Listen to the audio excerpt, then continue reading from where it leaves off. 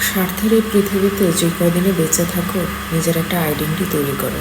কারণ তোমার নিজের পরিচয় যদি নিজে তৈরি করতে না পারো, অন্যের পরিচয়ে যদি পরিচিত হও, তাহলে কোনো লাভ নেই। বাবার পরিচয়, হাজব্যান্ডের পরিচয়, বিশেষ করে আপুদের বলছি, কোনো লাভ নেই।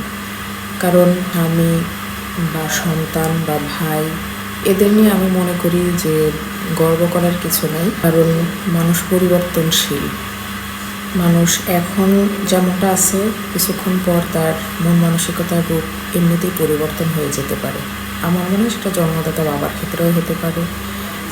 যে তোমাকে মন থেকে হয়তো অনেক ভালোবাসছে, সাপোর্ট দিচ্ছে, মনে করছে যে হয়তো তার ভরসায় চলবে জীবনের পুরো পথ। এটা আমার মনে হয় যে করা উচিত না।